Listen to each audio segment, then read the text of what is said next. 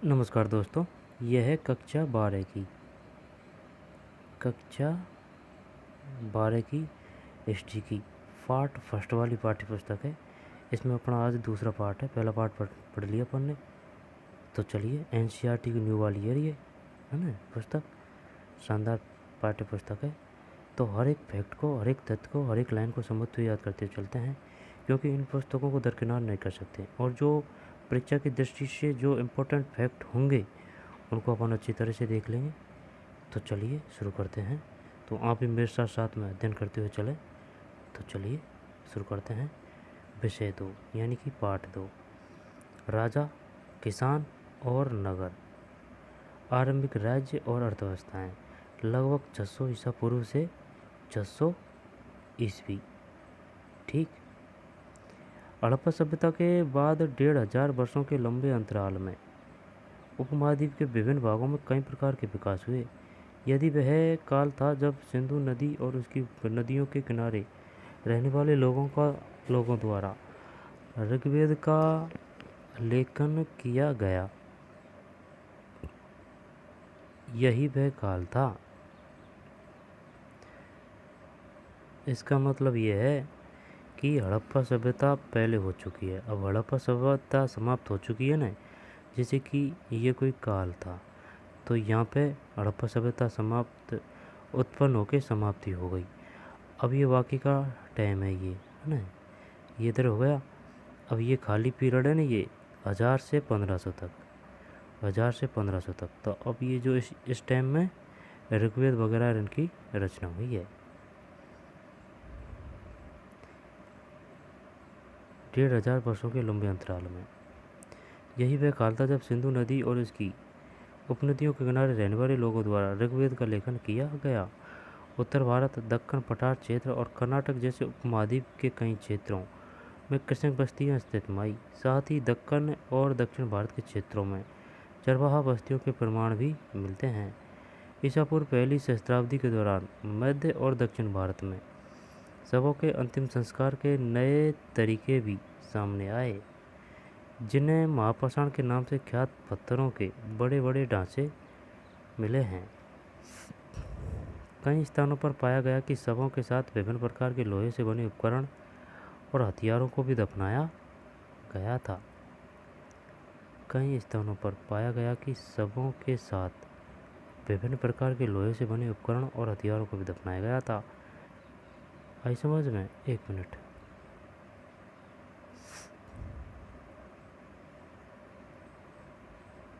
उत्तर भारत, दक्कन पठार क्षेत्र और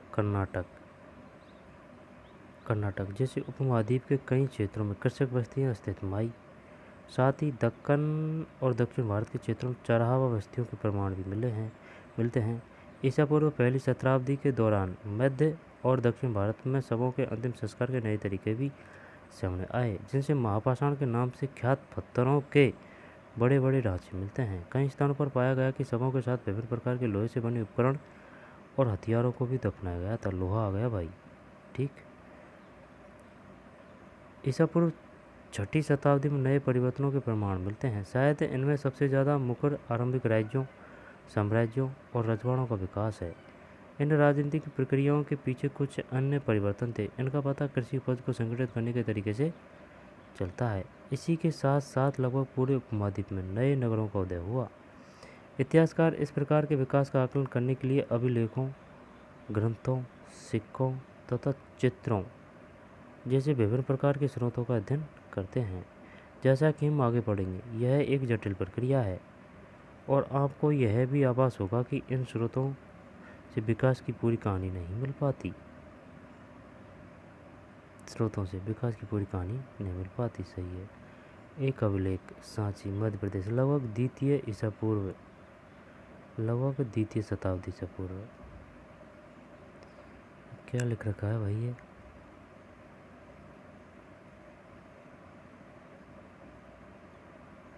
है तो ये लिपि है, लेकिन ये पता नहीं है इनका अर्थ क्या है, मतलब क्या है।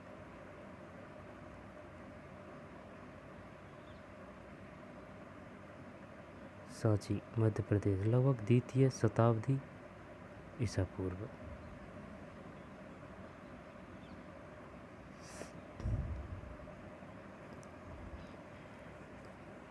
प्रिंसेस और पियदस्सी। प्रिंसेस और पियदस्सी।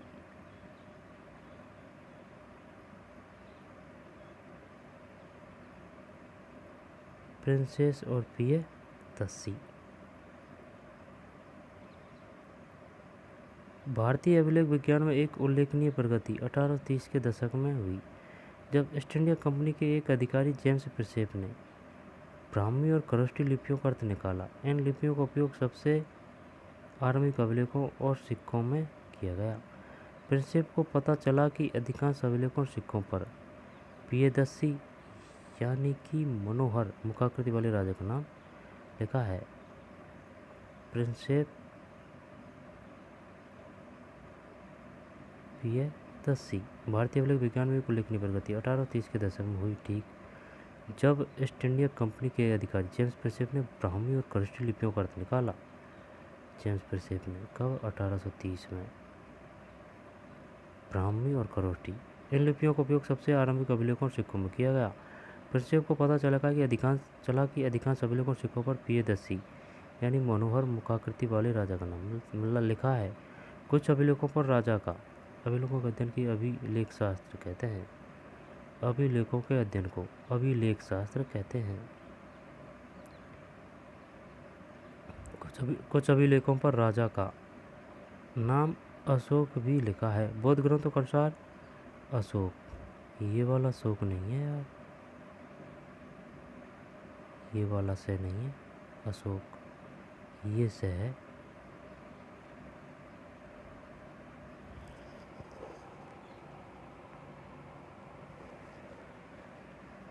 सर्वाधिक प्रसिद्ध शासकों में से एक था। इस शोध से आरंभिक भारत के राजनीतिक इतिहास के अध्ययन को नई दिशा मिली, क्योंकि भारतीय और यूरोपीय विद्वानों ने उपमहाद्वीप पर शासन करने वाले प्रमुख राजवंशों की वंशावलियों की पुनर्रचना के लिए विभिन्न भाषाओं में लिखे अभिलेखों और ग्रंथों का उपयोग किया। परिणामस्वरूप 20वीं सदी के आरंभिक दशकों तक उपमहाद्वीप के राजनीतिक इतिहास का एक सामान्य चित्र तैयार हो गया।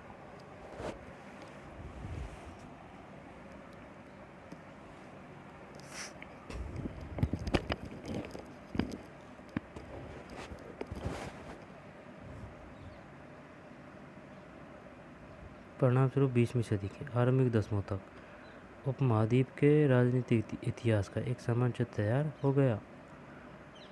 इसके बाद विद्वानों ने अपना ध्यान राजनीतिक इतिहास के संदर्भ की ओर लगाया और यह छानबीन करने की कोशिश की कि क्या राजनीतिक परिवर्तनों और आर्थिक तथा सामाजिक विकासों के बीच कोई संबंध था।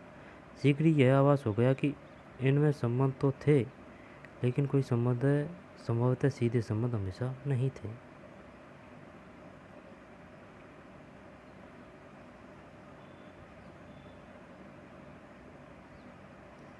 ठीक, संबंध तो थे लेकिन डायरेक्ट नहीं थे।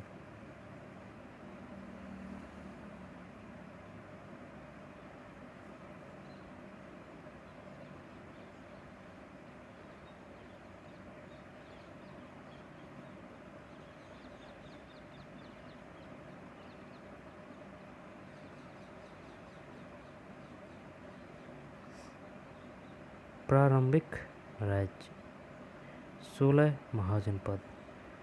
आरंभिक भारतीय इतिहास में 6ठी शताब्दी ईसा पूर्व को एक महत्वपूर्ण परिवर्तनकारी काल माना जाता है। इस काल को प्राय आरंभिक राज्यों 16 महाजनपद, आरंभिक राज्यों, नगरों, लोहे के बढ़ते प्रयोग और सिक्कों के विकास के साथ जोड़ा जाता है। इस काल में बौद्ध तथा जैन सहित विभिन्न दार्शनिक विचारधाराओं का विकास हुआ। 16 महाजनपद। बौद्ध और जैन धर्म अध्याय 4 के आरंभिक ग्रंथों में महाजनपद नाम से 16 राज्यों का उल्लेख मिलता है। यद्यपि महाजनपदों के नाम की सूची इन ग्रंथों में एक समान नहीं है, लेकिन भज्जी, मगध, कौशल, कुरु, पांचाल, गांधार और अवंती जैसे नाम प्राय मिलते हैं। इससे यह स्पष्ट है कि उक्त महाजनपद सबसे महत्वपूर्ण महाजनपदों में गिने जाते होंगे। भज्जी, मगध, कौशल, कुरु, बच्ची, मगध, कौशल, कुरु, पांचाल, गांधार और अवंती। अधिकांश महाजनों पर राजा का शासन होता था, लेकिन गण और संघ के नाम से प्रसिद्ध राज्यों के कई लोगों का समूह शासन करता था। अधिकांश महाजनों पर राजा का शासन होता था, लेकिन गण और संघ के नाम से प्रसिद्ध राज्यों में कई लोगों का समूह शासन करता था।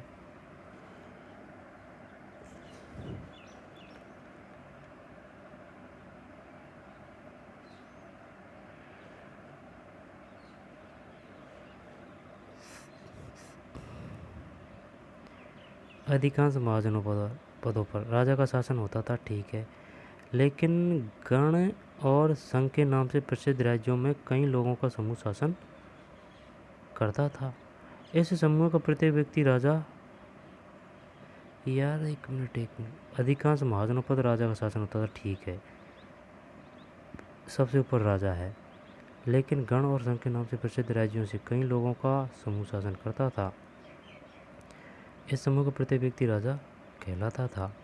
भगवान महावीर और भगवान बुद्ध इन्हीं गणों से संबंधित थे। बज्जी संघ की ही भांति कुछ राज्यों में भूमि सहित अनेक आर्थिक स्रोतों पर राजा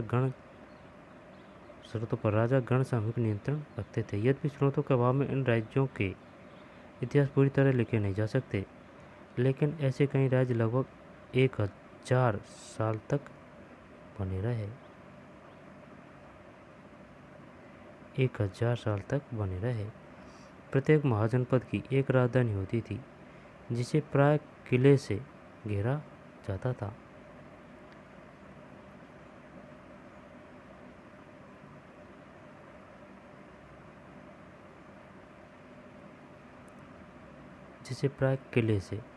किलेबंद राजधानियों के रखरखाव और प्रारंभिक सेनाओं और नौकरशाही के लिए भारी आर्थिक स्रोत की आवश्यकता होती थी। लगभग 6वीं शताब्दी ईसा पूर्व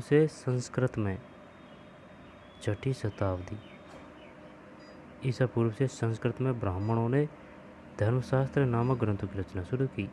इनमें शासक सहित अन्य के लिए नियमों का निर्धारण किया गया और यह अपेक्षा की जाती थी कि शासक क्षेत्रीय वर्ण से ही होंगे। अध्याय 3 भी देखिए। शासकों का काम किसानों, व्यापारियों, शिल्पकारों से करता था भेंट वसूलना माना जाता था। क्या वनवासियों और चारागाहों से भी कर रूप में कुछ लिया जाता था? हमें इतना तो ज्ञात है कि संपत्ति जुटाने का एक वैध उपाय पड़ोसी राज्यों पर आक्रमण कर धन इकट्ठा करना भी माना जाता था। धीरे धीरे कुछ राज्यों ने अपनी स्थानीय सेनाओं और नौकरशाही तंत्र तैयार कर लिए। बाकी राज्य अब भी सहायक सेना पर निर्भर थे, जिन्हें प्राय कृषक वर्ग से नियुक्त किया जाता था। 16 महाजनपदों में प्रथम मगध।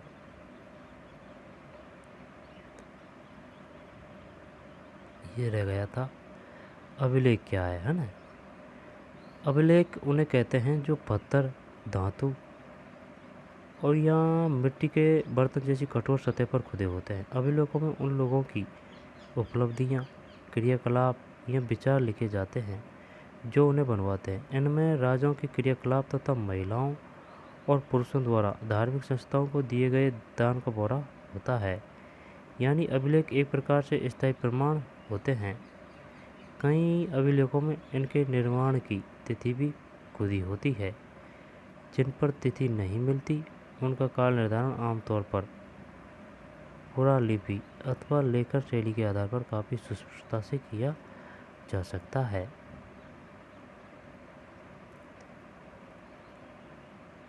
महिलाओं और पुरुषों द्वारा धार्मिक संस्थाओं को दिए गए दान का ब्यौरा होता है।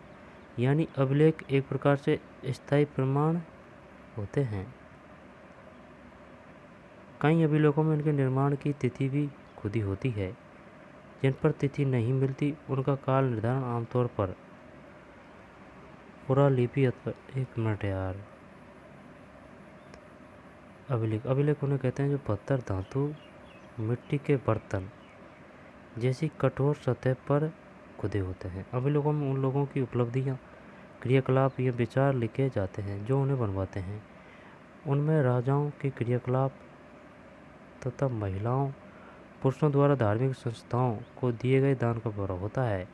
यानी अभिलेख एक प्रकार से स्थायी प्रमाण होते हैं कई अभिलेखों में इनके निर्माण की तिथि भी खुदी होती है। जिन पर तिथि नहीं मिलती, इनका काल निर्धारण आमतौर पर पुरालिपि अथवा लेखन शैली के आधार पर काफ़ी सुस्पष्टता से किया जा सकता है। उदाहरण के लिए लगभग 250 ईसा पूर्व में अक्षर ए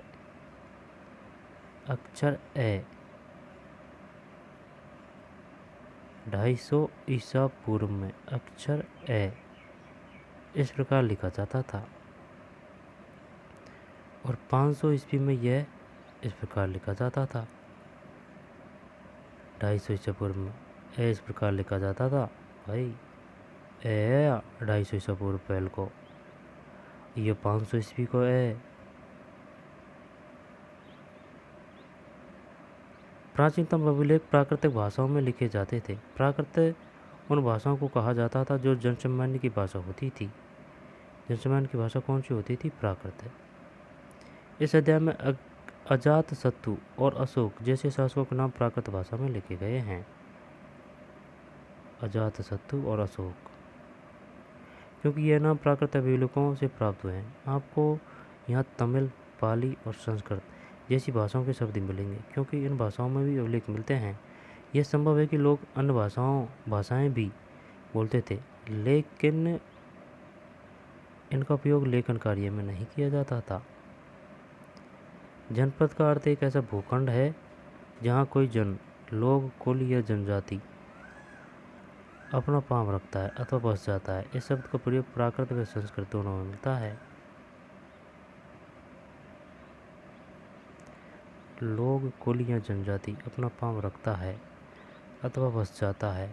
इस शब्द का प्रयोग प्राकृत व संस्कृत दोनों में मिलता है।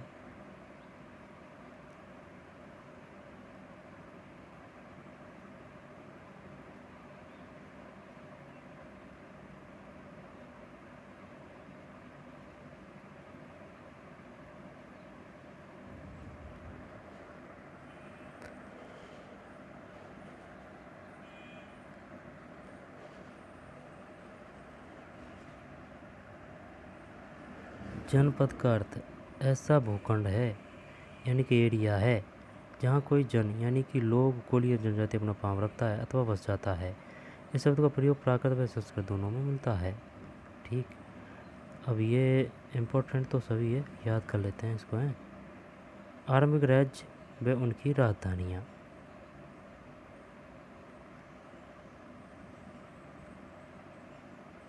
अस्मक क्या है ये? आरंभिक राज्य व उनकी राजधानियाँ। जो कंबोज है ना, पुष्कलावती, गांधार,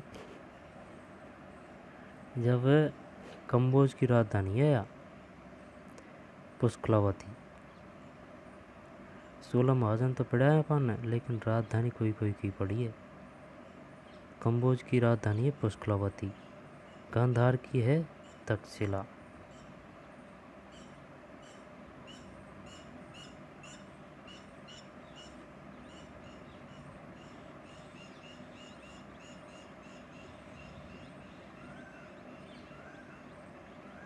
सूरसेन की राजधानी मथुरा।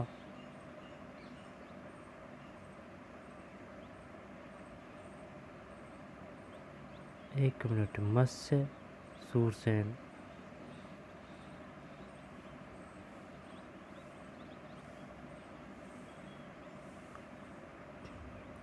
इंद्रप्रस्थ, अहिच्छत्र, कुरु, पांचाल, कौशल की श्रीवास्तवी, काशी है ना, वाराणसी, वश की कौशाम्बी, अवंती की उज्जैनी, चेदी, मल्ल की कुशीनगर, वज्जी व्रजी, वैशाली, मगध, राजगीर, चंपा,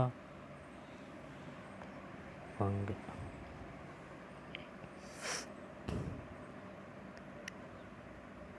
इंद्रप्रस्थ,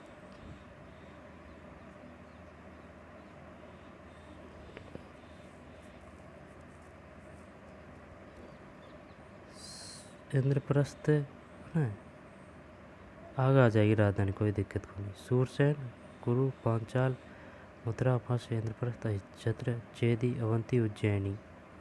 कौशाम्बी वत्स, वाराणसी कोसी कौशल श्रावस्ती, मल्ल कुशीनगर वज्जी, वैशाली मगध राजगीरी अंग चंपा और वंग अस्मक। ज़्यादातर नदी इधर एरिया में देखा ना, यहाँ में और भी ज़्यादा है, यहाँ में भी, इधर नहीं है अपनी साइड।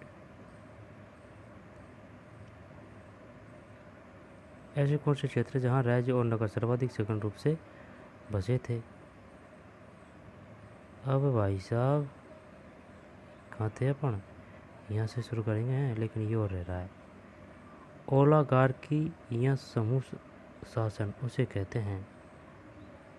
यार ये आया होगा यार इसका उल्लेख, जब ये तो डिटेल आई है यहाँ पे। ओलागार्की,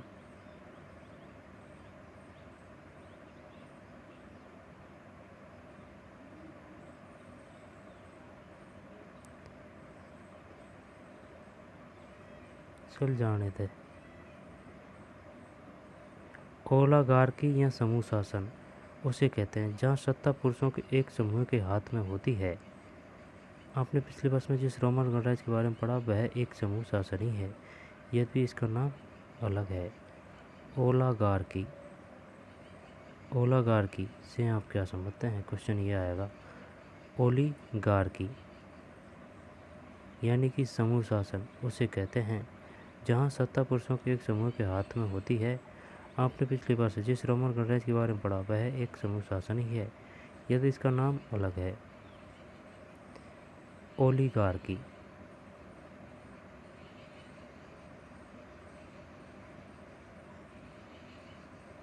ठीक है ना। ओलिगार्की से आप क्या समझते हैं? यह ओलिगार्की क्या है? जहाँ सत्ता पुरुषों के एक समूह के हाथ में होती है। 16 महाजनपदों में प्रथम मगध, ठीक, मगध की डिटेल आ रही है। 6ठी से 4थी ईसा पूर्व में मगध, आधुनिक बिहार। सबसे पहले मगध, मगध, मगध, ये है मगध,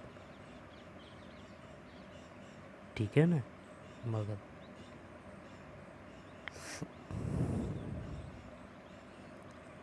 शक्तिशाली महाजनपद बन गया मगध, आधुनिक बिहार सबसे शक्तिशाली महाजनपद बन गया।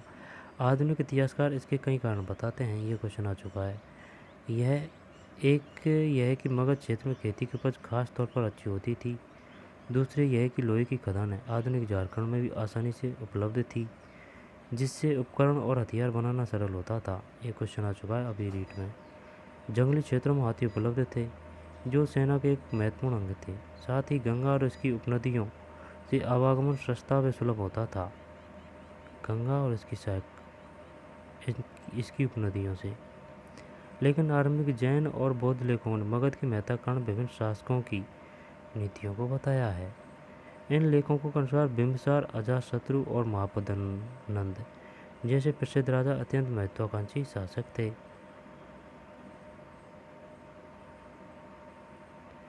इन लेखों के अनुसार बिंबिसार,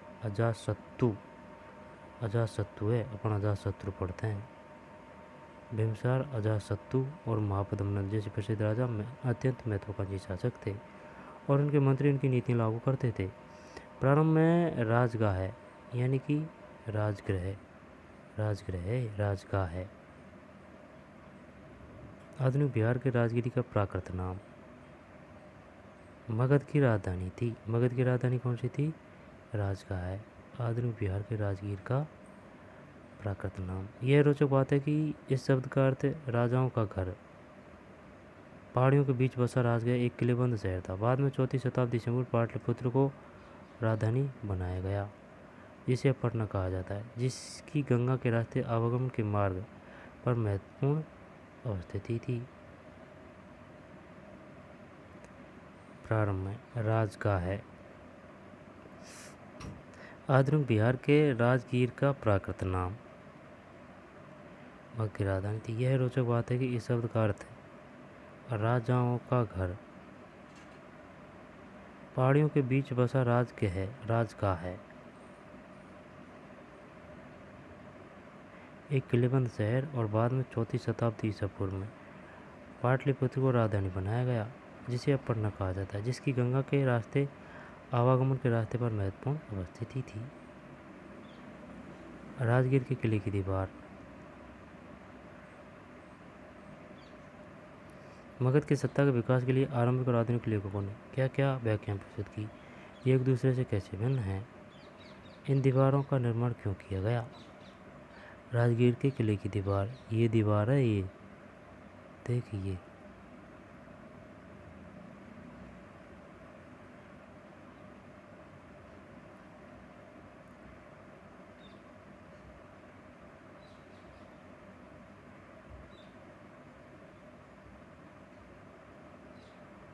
शायद बाउंड्री बनाई है, शायद ये यहाँ पर सीमा बनाई है।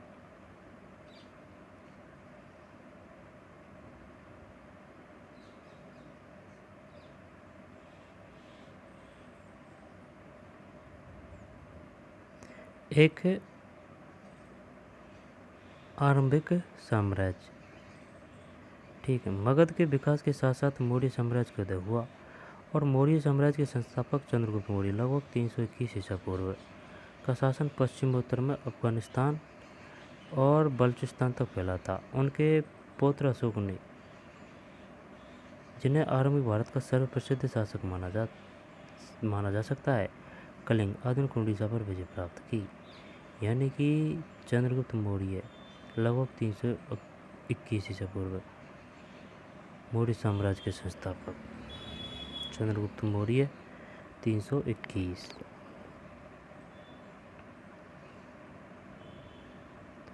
पश्चिमी उत्तर में अफगानिस्तान और बलूचिस्तान तक फैला था। इनके पौत्र अशोक ने, जिन्हें आरंभिक भारत का सर्वप्रसिद्ध शासक माना जा सकता है, कलिंग आधुनिक उड़ीसा पर विजय प्राप्त की।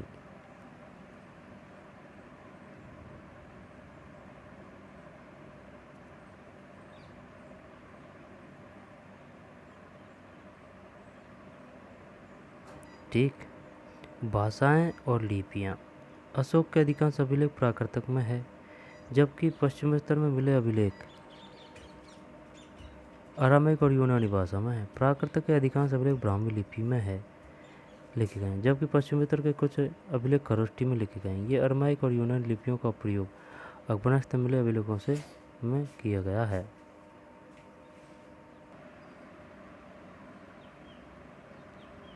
भाषाएं और लिपियां दोबारा देखते हैं। अशोक के अधिकांश अभिलेख प्राकृतक में है, जबकि पश्चिमोत्तर से मिले अभिलेख अरामाइक और यूनानी भाषा में है। अशोक के अधिकांश अभिलेख प्राकृत में है, जबकि पश्चिमोत्तर, अपना ये भारत है ना, जब पश्चिमोत्तर इधर साइड से मिले अभिलेख अरामाइक और यूनानी भाषा में है। प्राकृतिक के अधिकांश अभिलेख ब्राह्मी लिपि में लिखे गए हैं, जबकि पश्चिमोत्तर के कुछ अभिलेख खरोष्टी में लिखे गए हैं। अरामाइक और यूनानी लिपियों का प्रयोग अफगानिस्तान में मिले अभिलेखों में किया गया था। अरे यार देख, अशोक के अधिकांश अभिलेख प्राकृत में है, चल ठीक, राइट।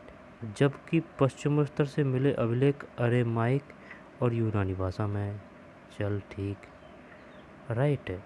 प्राकृत के अधिकांश अभिलेख ब्राह्मी लिपि में लिखे गए थे। आई समझ में? प्राकृतक के अधिकांश अभिलेख कौन सी लिपि में? ब्राह्मी में। जबकि पश्चिमोत्तर के कुछ अभिलेख खरोष्टी में भी लिखे गए थे, यानी ब्राह्मी में भी खरोष्टी में भी, लेकिन अधिकांश ब्राह्मी में, अधिकांश प्राकृतक, है ना। अरामाइक यूनानी लिपियों का प्रयोग अफगानिस्तान में मिले अभिलेखों में किया गया था। एक आरंभिक साम्राज्य। मगध के विकास के साथ साथ मौर्य साम्राज्य का उदय हुआ। मौर्य साम्राज्य के संस्थापक चंद्रगुप्त मौर्य लगभग 321 ईसा पूर्व का शासन पश्चिमोत्तर में अफगानिस्तान और बलूचिस्तान तक फैला था। इनके पौत्र अशोक ने, जिन्हें आरंभिक भारत का सर्वप्रसिद्ध शासक माना जा सकता है, कलिंग आधुनिक उड़ीसा पर विजय प्राप्त की।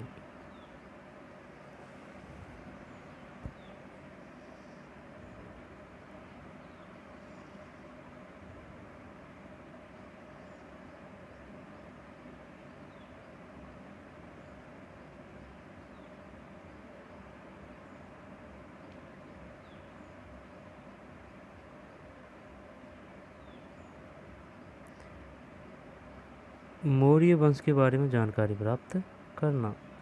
मौर्य साम्राज्य के अधिकांश इतिहास की रचना के लिए इतिहासकारों ने विभिन्न प्रकार के स्रोतों का उपयोग किया। इनमें पुरातात्विक प्रमाण भी शामिल है। विशेषतः मूर्तिकला। मौर्यकालीन इतिहास के पुनर्निर्माण हेतु समकालीन रचनाएं भी मूल्यवान सिद्ध हुई, जैसे चंद्रगुप्त मौर्य के दरबार में आए यूनानी राजदूत मेगस्तीनी द्वारा लिखा गया विवरण। आज के इसके कुछ अंश भी उपलब्ध हैं। 1 मिनट। मौर्य वंश के बारे में जानकारी प्राप्त करना। ठीक। मौर्य साम्राज्य के इतिहास की रचना के लिए इतिहासकारों ने विभिन्न प्रकार के स्रोतों का उपयोग किया। इनमें पुरातात्विक प्रमाण भी शामिल है। विशेषतः मूर्तिकला। मूर्तिकालीन इतिहास के पुनर्निर्माण हेतु समकालीन रचनाएं भी मूल्यवान सिद्ध हुई, जैसे चंद्रगुप्त मौर्य के दरबार में आए यूनानी राजदूत मेगस्तीनी द्वारा लिखा गया विवरण। चंद्रगुप्त मौर्य के दरबार कौन आया? मेगस्तीनी। आज इसके कुछ अंश उपलब्ध है। एक और स्रोत जिसका उपयोग प्राय किया जाता वह है अर्थशास्त्र। संभवतः इसके भागों की रचना कौटिल्य या चाणक्य ने की थी, जो चंद्रगुप्त के मंत्री थे। साथ ही मौर्य शासकों का उल्लेख परवर्ती जैन, बौद्ध और पौराणिक ग्रंथों तथा संस्कृत वाड्य में भी मिलता है। यदि उक्त साहित्य बड़े उपयोगी हैं, लेकिन पत्थरों और स्तंभों पर मिले अशोक के विलय प्राय सबसे मूल्यवान स्रोत माने जाते हैं। अशोक वह पहला सम्राट था जिसने अपने अधिकारियों और प्रजा के लिए संदेश प्राकृतिक पत्थरों और पॉलिश किए हुए स्तंभों पर लिखवाए। अशोक ने अपने अभिलेखों के माध्यम से धर्म का प्रचार किया। इनमें बड़ों के प्रति आदर, सन्यासी और ब्राह्मणों के प्रति उदारता और सेवकों और दासों के साथ उदार व्यवहार तथा दूसरों के धर्मों और परंपराओं का आदर शामिल है।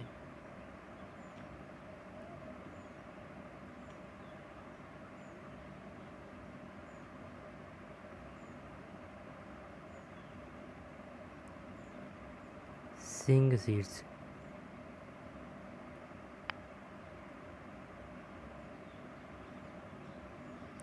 ये शायद बैल है।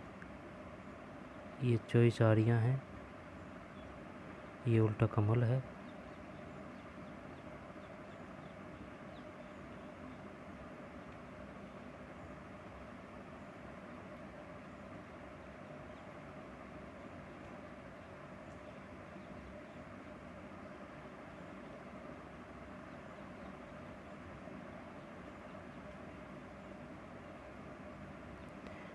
साम्राज्य का प्रशासन।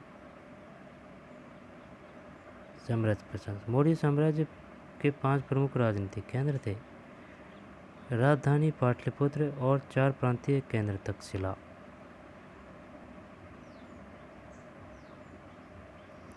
अशोक वह पहला सम्राट था जिसने अपने अधिकारियों और प्रजा के लिए संदेश प्राकृतिक पत्थरों, पॉलिश किए हुए स्तंभों पर लिखवाए। अशोक ने अपने अभिलेखों के माध्यम से धर्म का प्रचार किया। इनमें बड़ों के प्रति आदर, सन्यासी और ब्राह्मणों के प्रति उदारता, सेवकों और दासों के साथ उदार व्यवहार तथा दूसरों के धर्मों और परंपराओं का आदर शामिल है।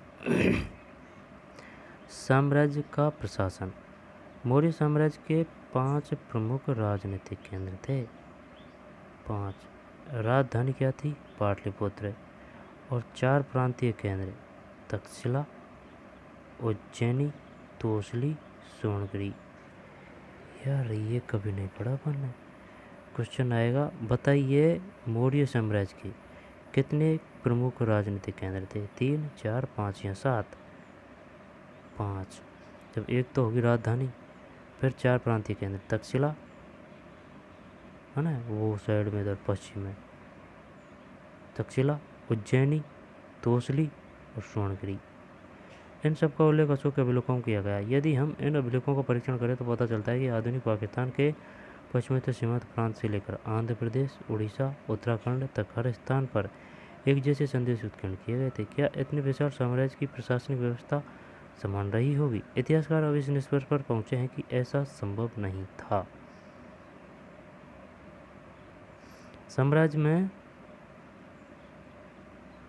शामिल क्षेत्र बड़े विविध और विभिन्न प्रकार के थे। क्या अफगानिस्तान के पहाड़ी क्षेत्र और कहाँ उड़ीसा के तटवर्ती क्षेत्र? यह संभव है कि सबसे प्रबल प्रशासनिक नियंत्रण साम्राज्य की राजधानी तथा उसके आसपास के प्रांतीय केंद्रों पर रहा हो। इन केंद्रों का चयन बड़े ध्यान से किया गया। तक्षशिला और उज्जैनी दोनों लंबी दूरी वाले महत्वपूर्ण व्यापार मार्ग पर स्थित थे। तक्षशिला और उज्जैनी। जबकि स्वर्णगिरी अर्थात सोने के पहाड़ कर्नाटक में सोने की खदान के लिए उपयोगी था। साम्राज्य के संचालन के लिए भूमि और नदियों दोनों मार्गों से आवागमन बना रहना अत्यंत आवश्यक था। राजधानी से प्रांतों तक जाने में कई सप्ताह या महीनों का समय लगता होगा। इसका अर्थ यह है कि यात्रियों के लिए खान पान की व्यवस्था और उनकी सुरक्षा भी करनी पड़ती होगी।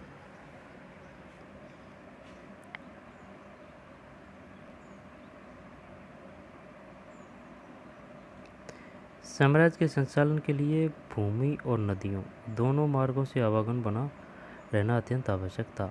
राजधानी से प्रांतों तक जाने के कई सप्ताह या महीनों का समय लगता होगा। सही है। इसका अर्थ यह है कि यात्रियों के लिए खान पान की व्यवस्था और उनकी सुरक्षा भी करनी पड़ती होगी। यह स्पष्ट प्रतीत होता है कि सेना सुरक्षा का एक प्रमुख माध्यम रही होगी। मेगास्थनीज ने सैनिक गतिविधियों के संचालन के लिए एक समिति और 6 उपसमितियों का उल्लेख किया है। मेगास्थनीज ने एक तो समिति है और 6 उपसमितियाँ। इनमें से एक का काम नौसेना का संचालन करना था। एक समिति है, इसके अंडर है 6 उपसमितियाँ। नौसेना का संचालन करना। तो दूसरी यात्रा और खान पान का संचालन करती थी। तीसरी का काम पैदल सैनिकों का संचालन, चौथी का अश्वारोही, पांचवी का रथारोहियों तथा छठी का काम हाथियों का संचालन करना था। दूसरी उपसमिति का दायित्व विभिन्न प्रकार का था।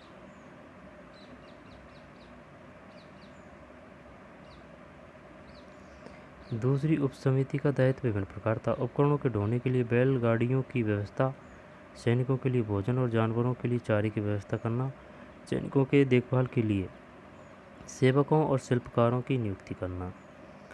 अशोक ने अपने साम्राज्य को अखंड बनाए रखने का प्रयास किया। ऐसा उन्होंने धर्म के प्रचार द्वारा भी किया। जैसा कि हमने अभी ऊपर पढ़ा, धम्म के सिद्धांत बहुत ही साधारण और सार्वभौमिक थे। अशोक अनुसार धम्म के माध्यम से लोगों का जीवन इस संसार में और इसके बारे में संसार में अच्छा रहेगा।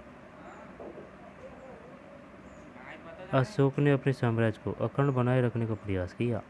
ऐसा उन्होंने धम्म के प्रचार द्वारा भी किया। जैसा कि हमने अभी ऊपर पढ़ा, धम्म के सिद्धांत बहुत ही साधारण और सार्वभौमिक थे। अशोक के अनुसार धम्म के माध्यम से लोगों का जीवन इस संसार में और इसके बाद के संसार में अच्छा रहेगा। धम्म के प्रचार के लिए धम्म महामात्य नाम से विशेष अधिकारियों की नियुक्ति की गई।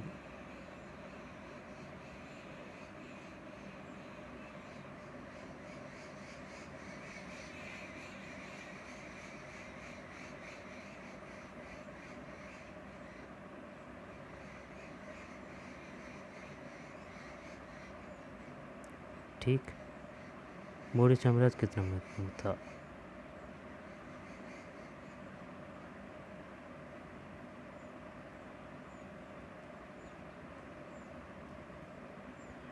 है ना, यही रह रहा है।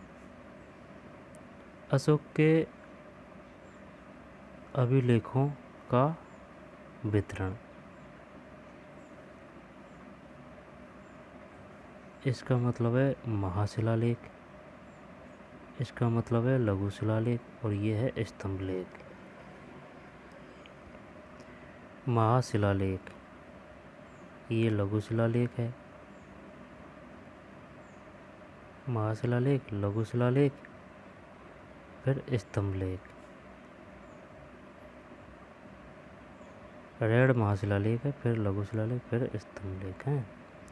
नीचे से ही शुरू करते हैं। केरलपुत्र, पांड्य, चोल, केरलपुत्र, पांड्य, चोल। फिर मास की, कावी मठ, फाल्की गुडू, जतिंग रामेश्वर, सिद्धपुर, उदगोलाम, राजुल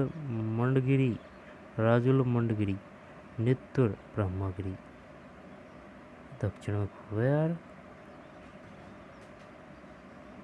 मास्की, गावी मठ, पालकी गुडू, जतिंग रामेश्वर, सिद्धपुर, उदगोलाम, राजुल मंडगिरी, नित्य ब्रह्म। ये क्वेश्चन ऐसे बनेगा, बताइए उदय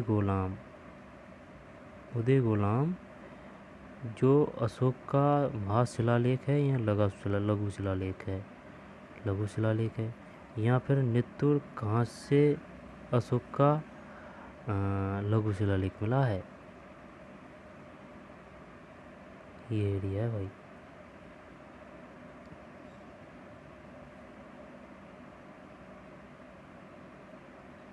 सन्नति, ये महास्तंभ लेख है।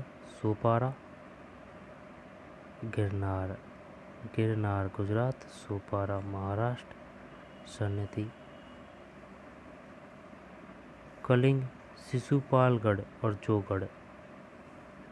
अगर क्वेश्चन बना दिया ना बढ़िया कि बताइए निम्नलिखित में से कौन सा महास्तंभ लेख है या कौन सा लघु स्तंभ लेख है, तो गिरनार, सोपारा, सन्नति, शिशुपालगढ़ और जोगढ़।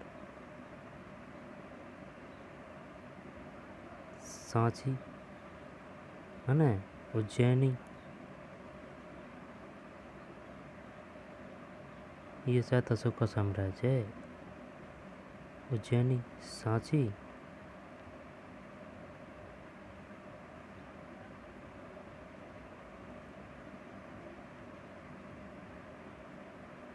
ये चंबल है। फिर कलसी, टोपरा, मेरठ, बहपुर, बैराट और ब्रावू।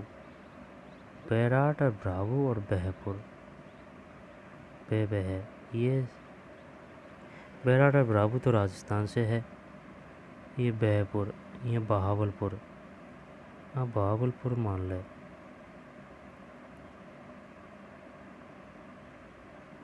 ये क्या है? ये है बड़ा, तो ये है ना, और ये लघु है, और ये गोल वाला क्या है? स्तंभ अभिलेख।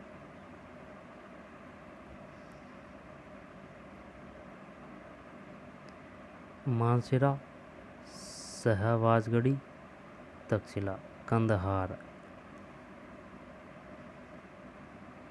कलसी, मानसिरा, शहबाजगढ़ी, तक्षशिला।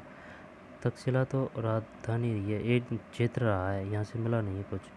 मानसेहरा, शहबाजगढ़ी, कंदहार, कलसी। जबकि टोपरा और मेरठ से स्तंभ लेख, और ये बहपुर, बैराट और ब्रावू लघु, लघु। निगाली सागर,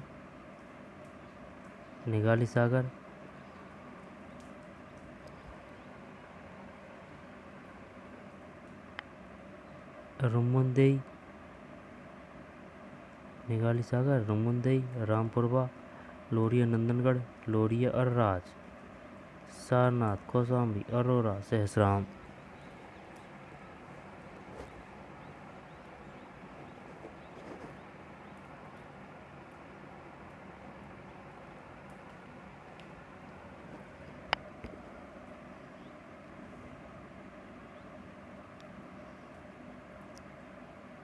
निगाली सागर, रुमुंदेई, रामपुरवा, लोरिया नंदनगढ़, लोरिया अरराज, ये सब स्तंभ लेख है। कौशाम्बी, सारनाथ, अहरोरा, सहसराम।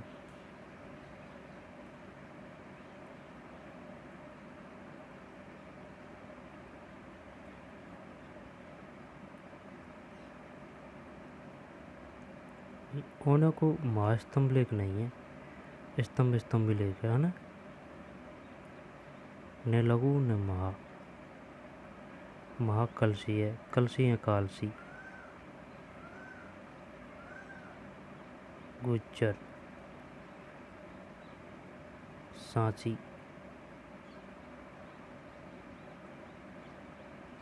शिशुपालगढ़ और चौगढ़, इधर कम है, दो ही है।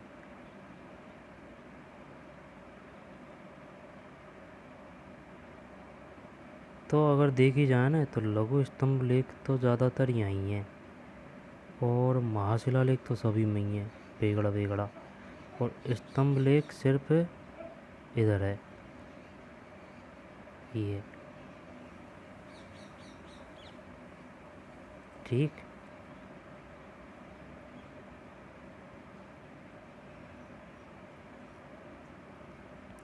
क्वेश्चन तो आएगा, क्वेश्चन आएगा।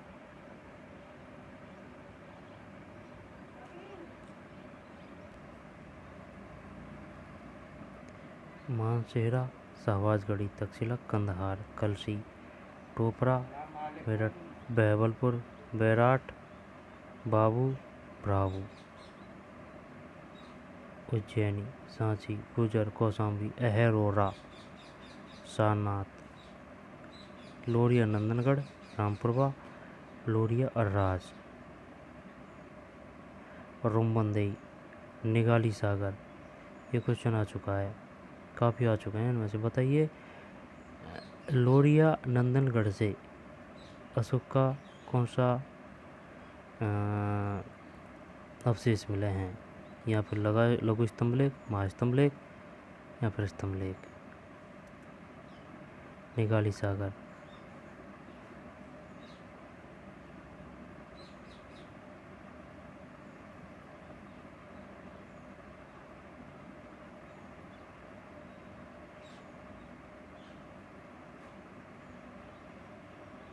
अहरोरा, गजब नाम है, अहरोरा।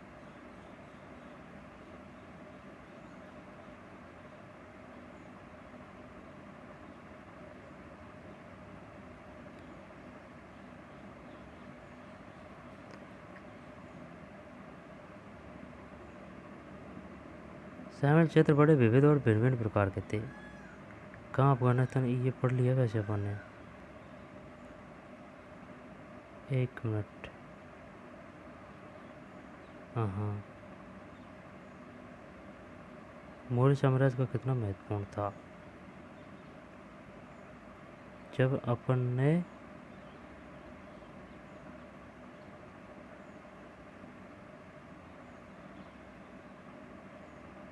यहाँ से पढ़ना है अपन को ना। हाँ, अब ये और है, ये पढ़ लिया। महाशिलालेख, लघु शिलालेख, स्तंभ लेख। क्या यह भी संभव है कि जो क्षेत्र शासकों के अधीन नहीं थे, वहाँ भी उन्होंने अभिलेख उत्खनन करवाए होंगे? हाँ।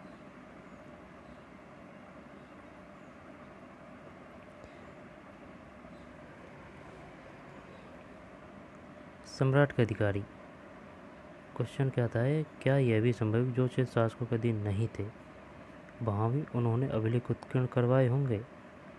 अधीन नहीं थे, यार अधीन नहीं था तो वे किसने करवाएगा? बिन की इच्छा के ऊपर है।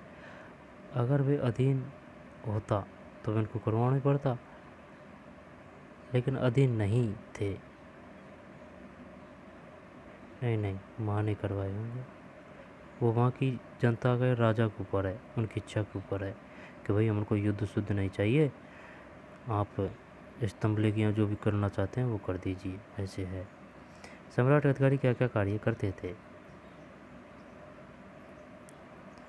मैग्नेटिस के विवरण का एक अंश दिया गया है। साम्राज्य के महान अधिकारियों में से कुछ नदियों की देखरेख और भूमि का मापन काम करते हैं, जैसा कि मिस्र में होता था। कुछ प्रमुख नगरों से उपनहरों के लिए छोड़े जाने वाले पानी के मुख्य द्वार का निरीक्षण करते हैं, ताकि हर स्थान पर पानी की समाप्ति हो सके। यही अधिकारी शिकारियों का संचालन करते हैं। शिकारियों के कृत्यों के आधार पर इन्हें इनाम या दंड देते हैं। वे कर वसूली करते हैं और भूमि से जुड़े हुए सभी व्यवसायों का निरीक्षण करते हैं। साथ ही लकड़हारों, बढ़ई, लोहारों और खननकर्ताओं का भी निरीक्षण करते हैं। विभिन्न व्यावसायिक समूहों के निरीक्षण के लिए इन अधिकारियों को क्यों नियुक्त किया जाता था? ठीक।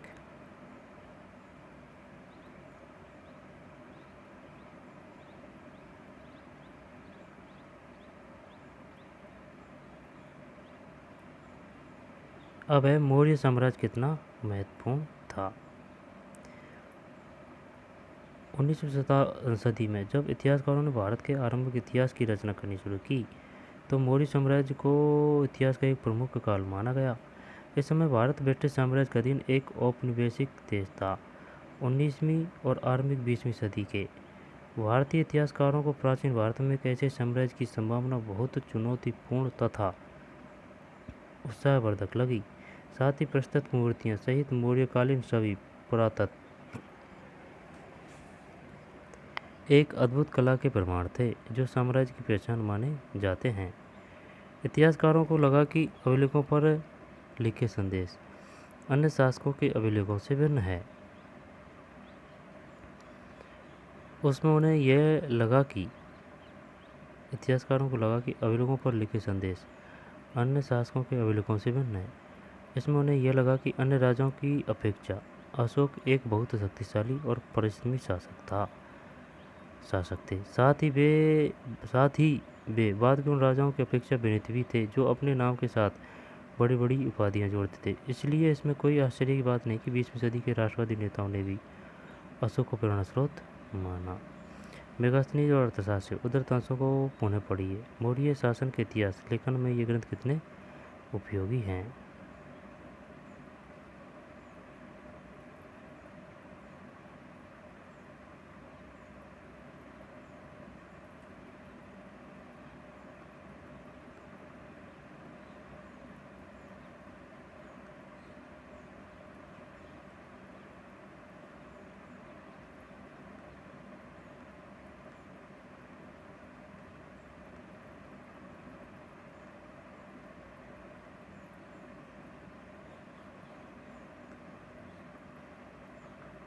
फिर भी मौर्य साम्राज्य कितना महत्वपूर्ण है। यह साम्राज्य मात्र 150 साल तक ही चल पाया, जिसे उपमहाद्वीप के इस लंबे इतिहास में बहुत बड़ा काल नहीं माना जा सकता।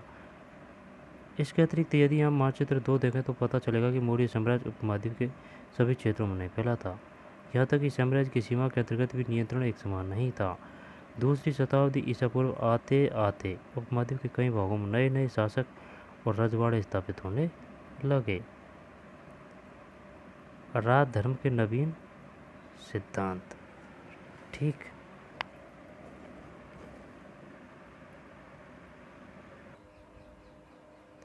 अब है राजधर्म के नवीन सिद्धांत।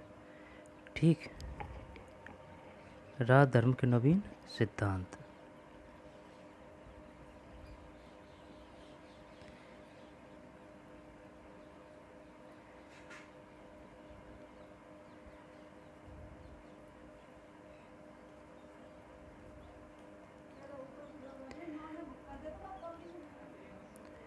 राजधर्म के नवीन सिद्धांत। दक्षिण के राजा और सरदार। पॉइंट है 4 पॉइंट 1 दक्षिण के राजा और सरदार। उपमहाद्वीप के दक्कन और उससे दक्षिण के क्षेत्र में स्थित तमिलकम अर्थात तमिलनाडु, आंध्र प्रदेश और केरल के कुछ हिस्से। तमिलकम तमिलनाडु एवं आंध्र प्रदेश और केरल के कुछ हिस्से में चोल, चेर और पांड्य जैसी सरदारियों का उदय हुआ। सरदारियों। अच्छा, ये राज्य बहुत ही समृद्ध और स्थायी सिद्ध हुए। सरदार और सरदारी। सरदार एक शक्तिशाली व्यक्ति होता है जिसका पद वंशानुगत भी हो सकता है और नहीं भी। उसके समर्थक उसके खानदान के लोग होते हैं और सरदार के कार्यों में विशेष अनुष्ठान का संचालन, युद्ध के समय नेतृत्व करना, विवादों को सुलझाने में मध्यस्थता की भूमिका निभाना शामिल है। वह अपने अधीन लोगों से भेंट लेता है जबकि राजा कर वसूली करते हैं। अपने समर्थकों में उस भेंट का वितरण करता है। सरदारी में सामान्यतः कोई स्थायी सेना या अधिकारी नहीं होते। सरदार और सरदारी। सरदार एक शक्तिशाली व्यक्ति होता है जिसका पद वंशानुगत भी हो सकता है और नहीं भी। उसके समर्थक उसके खानदान के लोग होते हैं।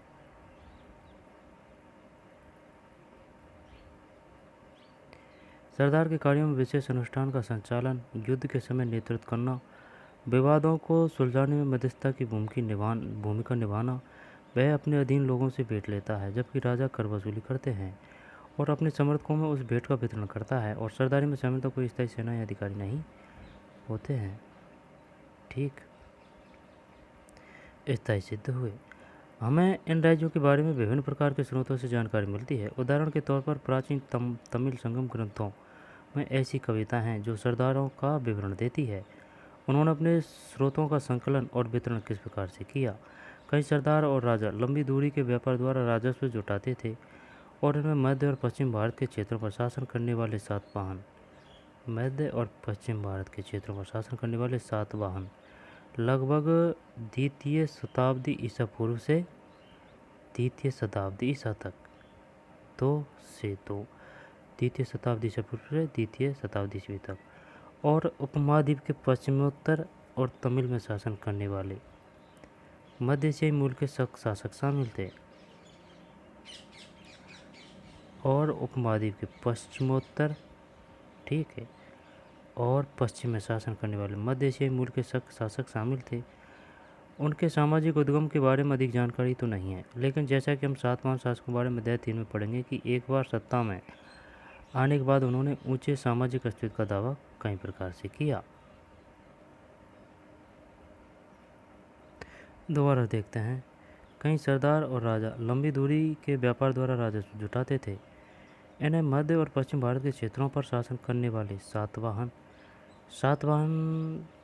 कहाँ पे शासन करते थे? यहाँ पर सातवाहनों का अधिकार का क्षेत्र था मध्य और पश्चिम भारत, द्वितीय से द्वितीय, और उपमहाद्वीप के पश्चिमोत्तर और पश्चिम में शासन करने वाले मध्य एशियाई मूल के शासक शामिल थे। उनके सामाजिक उद्गम के बारे में अधिक जानकारी तो नहीं है, लेकिन जैसा कि हम सातवाहन शासकों के बारे में अध्याय 3 में पढ़ेंगे कि एक बार सत्ता में आने के बाद उन्होंने ऊंचे सामाजिक अस्तित्व का दावा कई प्रकार से किया।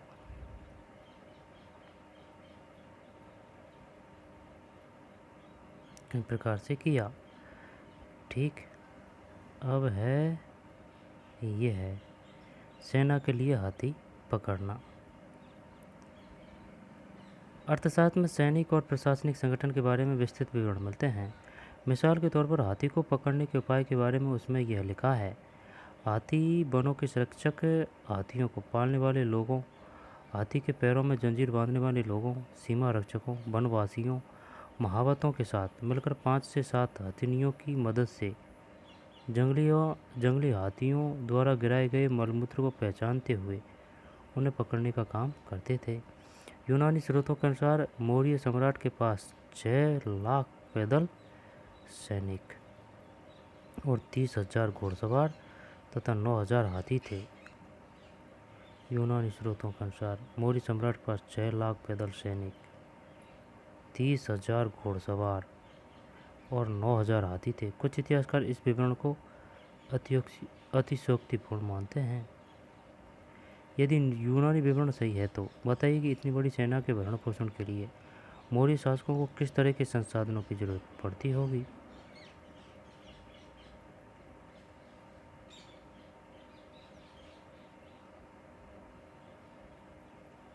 अब है दैविक राजा। राजाओं के लिए उच्च स्थिति प्राप्त करने का एक साधन विभिन्न देवी देवताओं के साथ जुड़ना था। मध्य एशिया से लेकर पश्चिमोत्तर भारत तक के शासन करने वाले कुषाण शासकों ने लगभग प्रथम शताब्दी ईसा पूर्व से, यानी कि 1 और 2 किसका है? सातवाहनों। तो सातवाहनों से पहले है कुषाण शासकों ने लगभग प्रथम शताब्दी ईसा पूर्व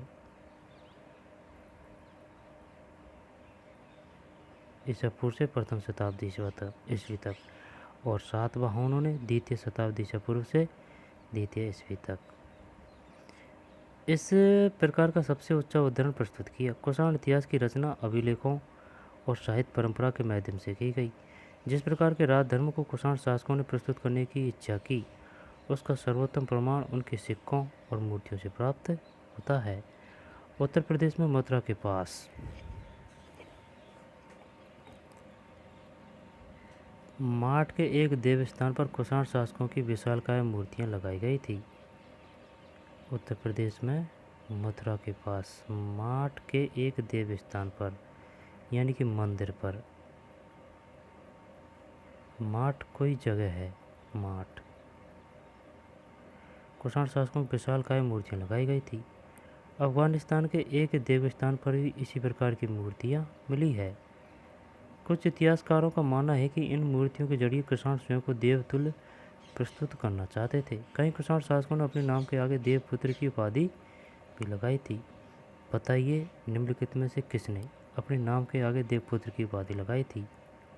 कुषाणों ने, गुप्तों ने, मौर्यों ने, सातवाहनों ने। कुषाण संभवतः वे उन चीनी शासकों से प्रेरित हुए होंगे जो स्वयं को स्वर्गपुत्र कहते हैं। स्वर्गपुत्र अपने को कौन कहते थे? चीनी।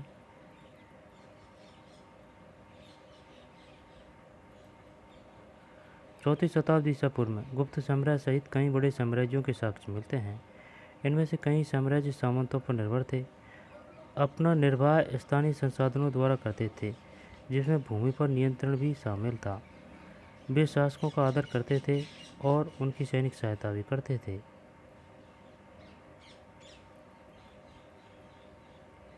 चौथी शताब्दी ईसा पूर्व में गुप्त साम्राज्य सहित कई बड़े साम्राज्यों के साक्ष्य मिलते हैं। ईसा पूर्व नहीं है, ईस्वी में। गुप्त साम्राज्य सहित कई बड़े साम्राज्यों के साक्ष्य मिलते हैं। इनमें से कई साम्राज्य सामंतों पर निर्भर थे, अपना निर्वाह स्थानीय संसाधनों द्वारा करते थे।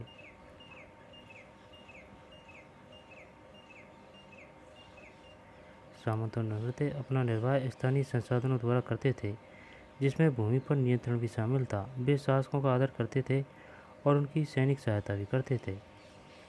जो सामंत शक्तिशाली होते थे वे राजा भी बन जाते थे और जो राजा दुर्बल होते थे वे बड़े शासकों के अधीन हो जाते थे। इनमें से कई साम्राज्य सामंतों पर निर्भर थे, अपना निर्वाह स्थानीय संसाधनों द्वारा करते थे, जिसमें भूमि पर नियंत्रण भी शामिल था। वे शासकों का आदर करते थे और उनकी सैनिक सहायता भी करते थे। जो सामंत शक्तिशाली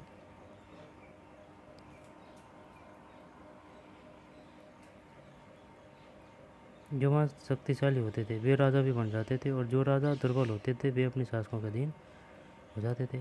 गुप्त शासकों का इतिहास साहित्य, सिक्कों और अभिलेखों की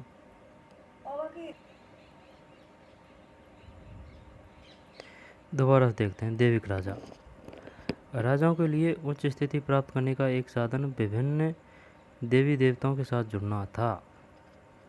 मध्य एशिया से लेकर पश्चिम उत्तर भारत तक शासन करने वाले कुषाण शासकों ने लगभग प्रथम शताब्दी ईसा पूर्व से प्रथम शताब्दी ईस्वी तक इस उपाय का सबसे अच्छा उदाहरण प्रस्तुत किया। कुषाण इतिहास की रचना अभिलेखों और साहित्य परंपरा के माध्यम से की गई है। जिस प्रकार के राज धर्म को कुषाण शासकों ने प्रस्तुत करने की इच्छा की उसका सर्वोत्तम प्रमाण उनके सिक्कों और मूर्तियों से प्राप्त होता है। उत्तर प्रदेश में मथुरा के पास माठ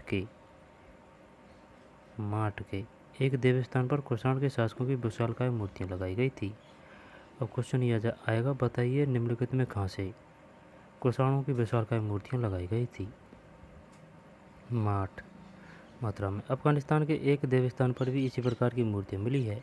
कुछ इतिहासकारों का मानना है कि इन मूर्तियों के जरिए कुषाण स्वयं को देवतुल्य प्रस्तुत करना चाहते थे। कई कुषाण शासकों ने अपने नाम के आगे देवपुत्र की उपाधियां भी लगाई थी। संभवतः वे उन चीनी शासकों से प्रेरित हुए होंगे जो स्वयं को स्वर्गपुत्र कहते थे। चीनी शासक स्वयं को क्या कहते थे? स्वर्गपुत्र। और कुषाण देवपुत्र।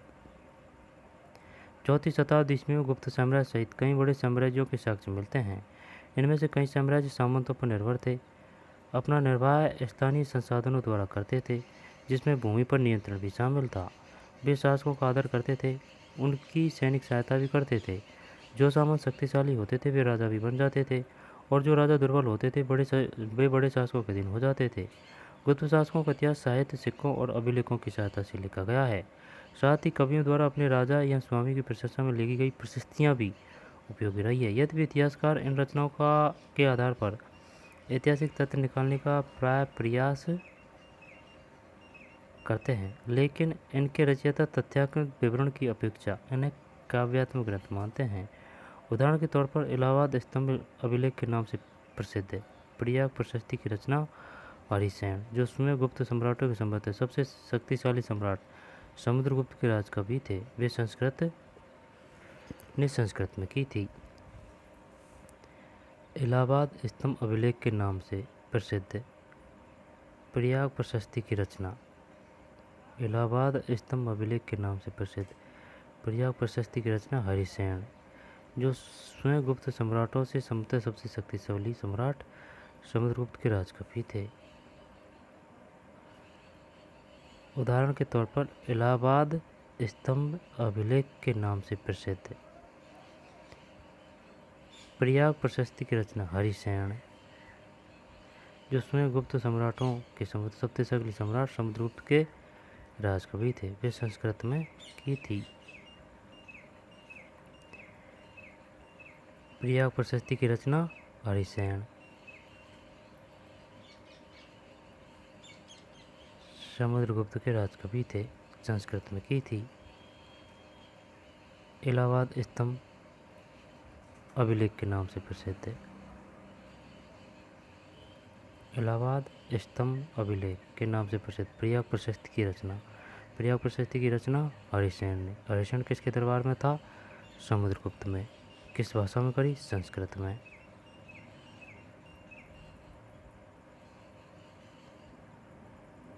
की थी। ठीक है, अब ये जो बाकी रह रहे हैं इनको पढ़ लेते हैं।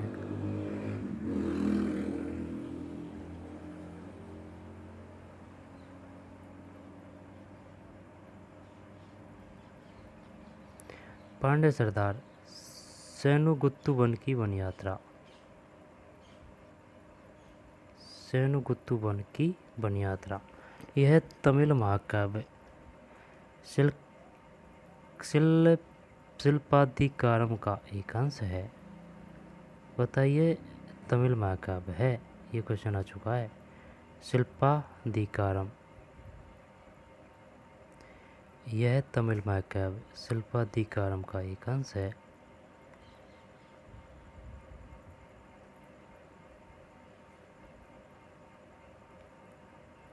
यह तमिल महाकाव्य शिल्पाधिकारम का एक अंश है।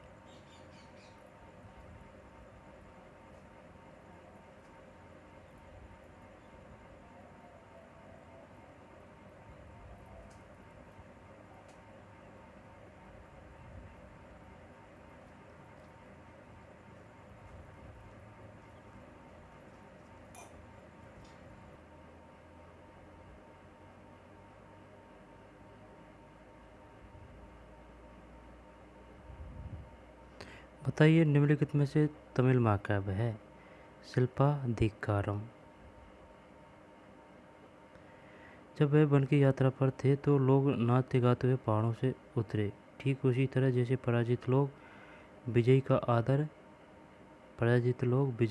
करते हैं। वे अपने साथ उपहार लाए, जिनमें हाथी दांत, सुगंधित लकड़ी, हिरणों के बाल से बने चवर, मधु, चंदन, गेरू, सुरमा, हल्दी, इलायची, मिर्च आदि वस्तुएं थीं। वे अपने साथ नारियल, आम, जड़ी बूटी, फल, प्याज, गन्ना, फूल, सुपारी, केला, बाघों के बच्चे, शेर, हाथी, बंदर, भालू, हिरण, कस्तूरी मृग, लोमड़ी, मोर, जंगली मुर्गे, बोलने वाले तोते आदि भी लाए।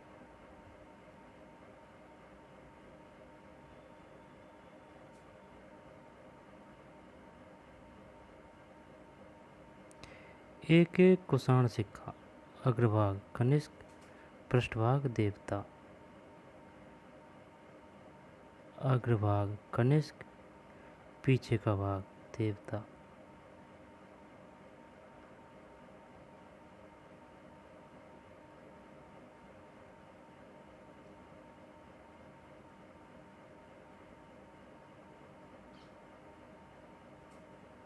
राजा को किस प्रकार दर्शाया गया है?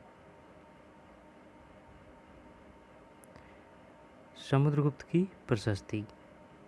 चलो इसको पढ़ते हैं। यह प्रयाग प्रशस्ति का एक अंश है। धरती पर उनका कोई प्रतिद्वंदी नहीं था। अनेक गुणों और शुभ कार्यों से संपन्न उन्होंने अपने पैर के तलवे से अन्य राजाओं के यश को मिटा दिया। वे परमात्मा पुरुष है, साधु, भले की समृद्धि और असाधु बुरे के विनाश के कारण वे अज्ञेय है। उनके कोमल हृदय को भक्ति और विनय से ही वश में किया जा सकता है। वे करुणा से भरे हुए हैं। वे अनेक सहस्त्र गायों के दाता है। उनके मस्तिष्क की दीक्षा दीन दुखियों, विरहिणियों और पीड़ितों के उद्धार के लिए की गई है। वे मानवता के लिए दिव्यमान उदारता की प्रतिमूर्ति है। वे देवताओं में कुबेर यानी धनदेव, वरुण समुद्रदेव, इंद्र वर्षा के देवता और यम मृत्युदेव के तुल्य है। कुबेर है धन का देवता, वरुण है समुद्रदेव वरुण, और इंद्र वर्षा के देवता और यम मृत्युदेव के तुल्य है। ये मूर्ति मिली है भाई साहब, उल्लेख कहाँ है? बलुआ पत्थर से बनी कुषाण राजा की एक मूर्ति, बलुआ पत्थर से। इस मूर्ति में ऐसी क्या विशेषता है जिनसे ये प्रतीत होता है कि एक राजा की मूर्ति है? तलवार है इसमें, दो तलवार।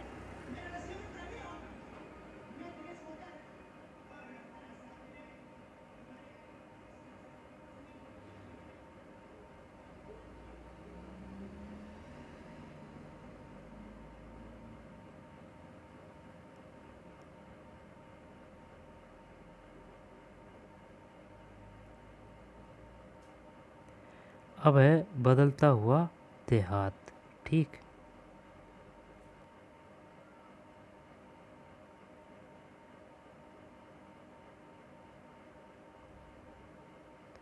बदलता हुआ देहात, जनता में राजा की छवि। ठीक, चल इसको ध्यान से पढ़ते हैं। बदलता हुआ देहात, जनता में राजा की छवि। राजाओं के बारे में प्रजा क्या सोचती थी? स्वाभाविक है कि अभिलेखों से सही जवाब नहीं मिलते। वस्तुतः साधारण जनता द्वारा राजाओं के बारे में अपने विचारों और अनुभव के विवरण कम ही छोड़े गए हैं। फिर भी इतिहासकारों ने इसका निराकरण करने का प्रयास किया है। उदाहरण के तौर पर जातक और पंचतंत्र जैसी ग्रंथों में वर्णित कथाओं की समीक्षा करके इतिहासकारों ने पता लगाया कि इनमें से अनेक कथाओं के स्रोत मौखिक किस्से कहानियाँ हैं जिन्हें बाद में लिपिबद्ध किया गया होगा। जातक कथाएं पहली सहस्त्राब्दी के ईस्वी के मध्य में पाली भाषा में लिखी गई। किस में लिखी गई? पाली भाषा में। गद तिंदु जातक नाम एक कहानी में बताया गया है। गद तिंदु नामक जातक की कहानी में बताया गया कि एक कुटिल राजा की प्रजा किस प्रकार से दुखी रहती है। उन लोगों में वृद्ध महिलाएं, पुरुष, किसान, पशुपालक, ग्रामीण, बालक और यहाँ तक कि जानवर भी शामिल है। जब राजा अपनी पहचान बदलकर प्रजा के बीच में यह पता लगाने के लिए कि लोग उसके बारे में क्या सोचते हैं, तो एक एक कर सबने अपने दुखों के लिए राजा को भला बुरा कहा। उनकी शिकायत थी कि रात में डकैत उन पर हमला करते हैं, तो दिन में कर इकट्ठा करने वाले अधिकारी। ऐसी परिस्थितियों से बचने के लिए लोग अपने अपने गांव छोड़कर जंगल में बस गए। जैसा कि इस कथा से पता चलता है, राजा और प्रजा, विशेषकर ग्रामीण प्रजा के बीच संबंध तनावपूर्ण रहते थे, क्योंकि शासक अपने राजकोष को भरने के लिए बड़े बड़े कर की मांग करते थे, जिससे किसान खासतौर पर त्रस्त रहते थे। इस जातक कथा से पता चलता है कि इस संकट से बचने का एक उपाय संगम की ओर जाना होता था। इसी बीच करों की बढ़ती मांग को पूरा करने के लिए किसानों ने उपज बढ़ाने के और उपाय ढूंढने शुरू किए। ठीक, गुजरात की सुदर्शन झील। मानचित्र 2 में गिरनार ढूंढिए। सुदर्शन झील एक कृत्रिम जलाशय था। हमें इसका ज्ञान लगभग दूसरी शताब्दी ईस्वी के संस्कृत के एक पाषाण अभिलेख से होता है। हमें इसका ज्ञान लगभग दूसरी शताब्दी ईस्वी के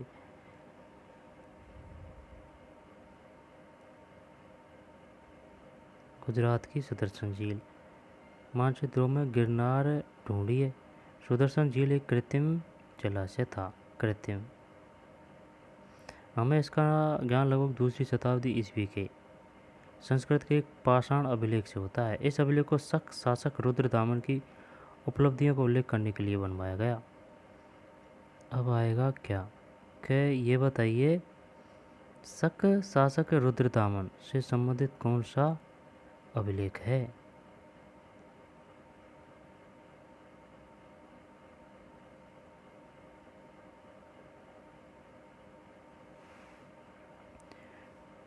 गिरनार का अभिलेख कुछ ऐसे आएगा ना, पाषाण अभिलेख बनाया गया था। इस अभिलेख में कहा गया है कि जल द्वारों और तटबंधों वाली इस झील का निर्माण मौर्य काल में एक स्थानीय राज्यपाल द्वारा किया गया। किसमें? मौर्य काल में। लेकिन एक भीषण तूफान के कारण इसके तटबंध टूट गए और सारा पानी बह गया।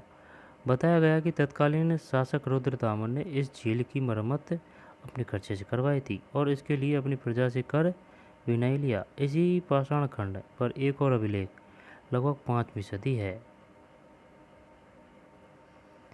एक और अभिलेख 5वीं सदी का, जिसमें कहा गया है कि गुप्त वंश के एक शासक ने एक बार फिर इस झील की मरम्मत करवाई थी।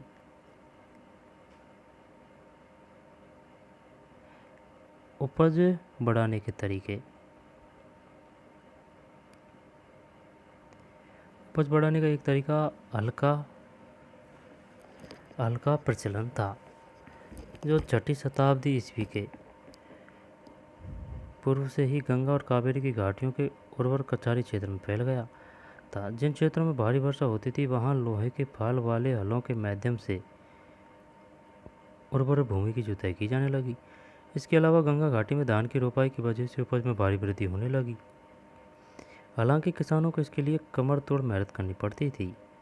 यद्यपि लोहे के फाल वाले हल की वजह से फसलों की उपज बढ़ने लगी, लेकिन ऐसे हलों का उपयोग उपमहाद्वीप के कुछ ही हिस्से में सीमित था।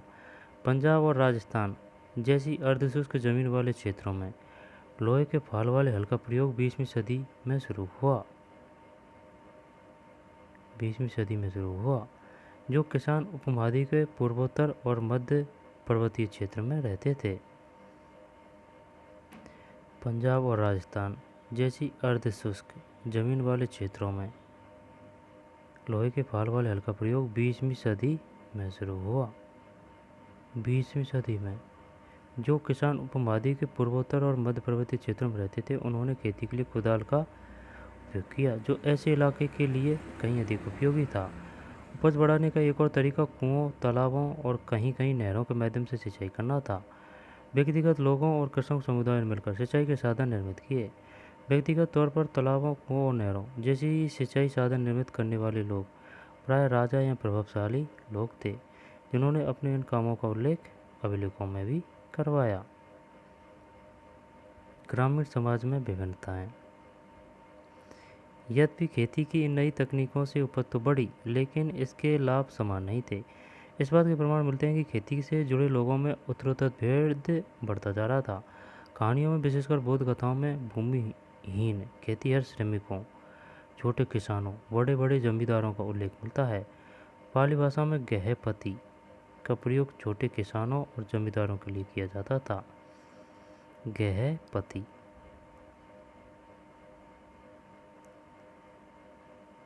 गृहपति बड़े बड़े जमींदारों और ग्राम प्रधान शक्तिशाली माने जाते थे, जो प्राय किसानों पर नियंत्रण रखते थे। ग्राम प्रधान का पद प्राय वंशानुगत होता था।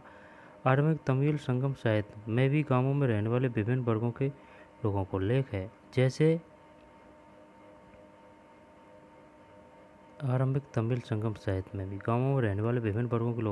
जैसे वेल्लालर या बड़े जमींदार, हलवाया या उल्वर, दास या अणिमई। जमींदारों को बोला जाता था वेल्लालर, ठीक, और हलवाओं को बोला जाता था उल्वर और दास को अणिमई। यह संभव है कि वर्गों की यह विभिन्नता भूमि के स्वामित्व, श्रम और नई प्रौद्योगिकी के उपयोग पर आधारित थी। ऐसी परिस्थिति में भूमि का स्वामित्व महत्वपूर्ण हो गया, जिसकी चर्चा प्राय विविध विधि ग्रंथों में की जाती है। ये क्वेश्चन आएगा, बताइए संगम साहित्य में वेल्लालर किसे कहा गया है? बड़े जमींदार को। और हलवा को क्या कहा गया है? उल्वर, हलवाहा। फे उल्लेवर और दास को अणिमई। बेलालर बड़े जमींदार, हलवाहा उल्लेवर, दास अणिमई। बेलालर बड़े जमींदार, हलवाहा उल्लेवर, दास अणिमई, जिसकी चर्चा प्राय विविध ग्रंथों में की जाती थी। गृहपति। गृहपति घर का मुखिया होता था और घर में रहने वाली महिलाओं, बच्चों, नौकरों, दासों पर नियंत्रण करता था। घर से जुड़े भूमि, जानवर या अन्य सभी वस्तुओं का वह मालिक होता था। कभी कभी इस शब्द का प्रयोग नगरों में रहने वाले संभ्रांत व्यक्तियों और व्यापारियों के लिए भी होता था। भूमिदान और नए संभ्रांत ग्रामीण। ठीक, यहाँ तक पढ़ना है अपन को, इसको अगले दिन देखेंगे हैं। जब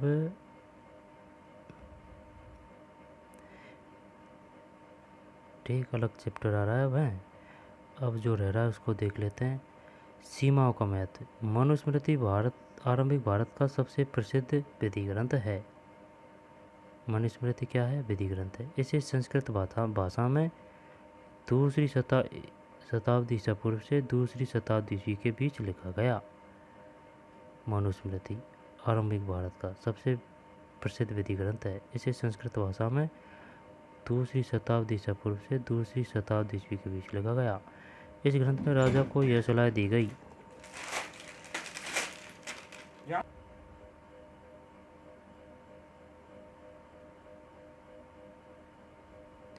दोबारा देखते हैं। सीमाओं का महत्व। मनुस्मृति आरंभिक भारत का सबसे प्रसिद्ध विधि ग्रंथ है। इसे क्या है? विधि ग्रंथ। इसे संस्कृत भाषा में दूसरी शताब्दी ईसा पूर्व से दूसरी शताब्दी ईस्वी के बीच लिखा गया। इस ग्रंथ में राजा को यह सलाह दी गई कि क्योंकि सीमाओं की अनभिज्ञता के कारण विश्व में बार बार विवाद पैदा होते हैं, इसलिए उसे सीमाओं की पहचान के लिए गुप्त निशान जमीन में गाड़ कर रखने चाहिए, जैसे कि पत्थर, हड्डियाँ, गाय के बाल, भूसी, राख, खपटे, गाय के सूखे गोबर, ईंट, कोयला, कंकड़ और रेत। उसे सीमाओं पर इसी प्रकार के और तत्व भूमि में छुपा कर करने चाहिए जो समय के साथ नष्ट न हो।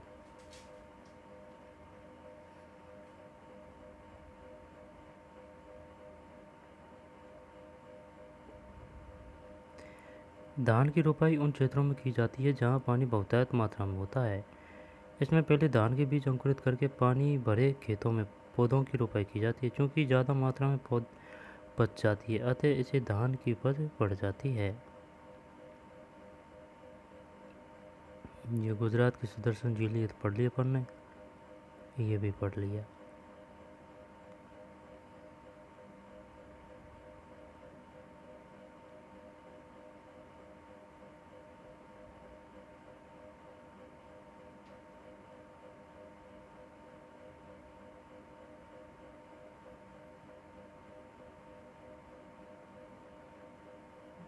क्या ये सीमा चिन्ह विवाद के हल के लिए पर्याप्त रहे होंगे? गृहपति। भूमिदान और नए संभ्रांत ग्रामीण, ये पढ़ना है अपन को ना।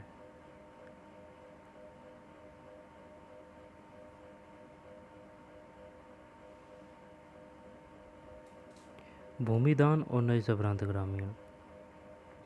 ईस्वी की आरंभिक शताब्दियों से ही भूमिदान के प्रमाण मिले हैं। इनमें से कई का उल्लेख अभिलेखों में मिलता है।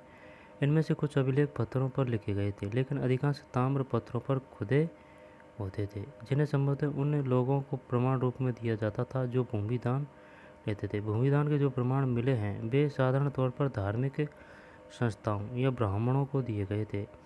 अधिकांश अभिलेख संस्कृत में थे।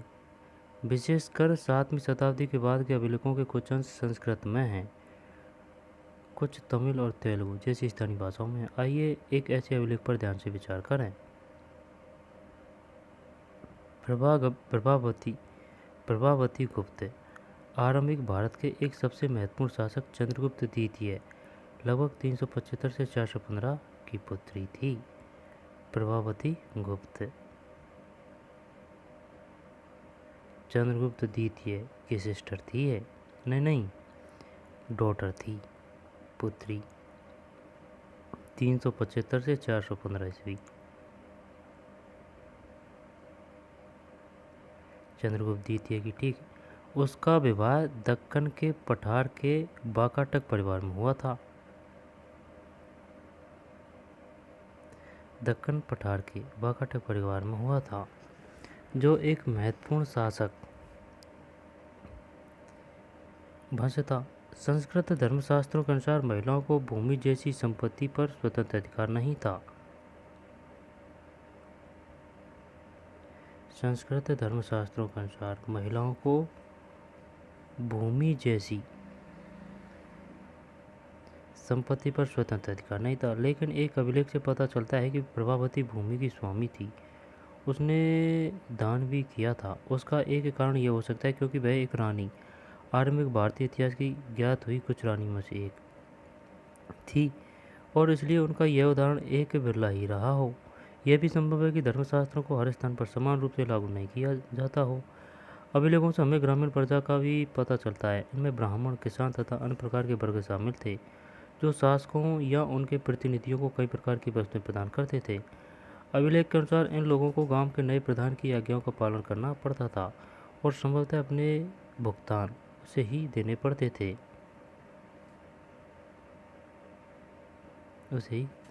थे। इस प्रकार भूमिदान अभिलेख देश के कई हिस्सों में प्राप्त हुए हैं। क्षेत्रों में दान की गई भूमि की माप में अंतर है। कहीं कहीं छोटे छोटे टुकड़े तो कहीं कहीं बड़े बड़े क्षेत्र दान में दिए गए। साथ ही भूमिदान में दान प्राप्त करने वाले लोगों के अधिकारों में भी क्षेत्रीय परिवर्तन मिलते हैं। इतिहासकारों में भूमिदान का प्रभाव एक गर्म वाद विवाद का विषय बना हुआ है। कुछ इतिहासकारों का मानना है कि भूमिदान शासक वंश द्वारा कृषि को नए क्षेत्रों में प्रोत्साहित करने की एक रणनीति थी, जबकि कुछ का कहना है कि भूमिदान से दुर्बल होते राजनीतिक प्रभुत्व का संकेत मिलता है, अर्थात राजा का शासन सामंतों पर दुर्बल होने लगा तो उन्होंने भूमिदान के माध्यम से अपने समर्थक जुटाने प्रारंभ कर दिए। उनका यह भी मानना है कि राजा स्वयं को उत्कृष्ट स्तर के मानव के रूप में प्रदर्शित करना चाहते थे। जैसा कि हम पिछले अंश में देखा है, उनका नियंत्रण ढीला होता जा रहा था, इसलिए वे अपनी शक्ति का आडंबर प्रस्तुत करना चाहते थे। ठीक। भूमिदान के प्रचलन से राज्य तथा किसानों के बीच संबंध की झांकी मिलती है, लेकिन कुछ लोग ऐसे भी थे जिन पर अधिकारियों या सामंतों का नियंत्रण नहीं था, जैसे कि पशुपालन, संग्राहक, शिकारी, मछुआरे, शिल्पकार, घुमक्कड़ तथा लगभग एक ही स्थान पर रहने वाले और जगह जगह घूमकर खेती करने वाले लोग। सामान्यतः ऐसे लोग अपने जीवन और आदान प्रदान के विवरण नहीं रखते थे। अब जो रहा है उसको पढ़ते हैं।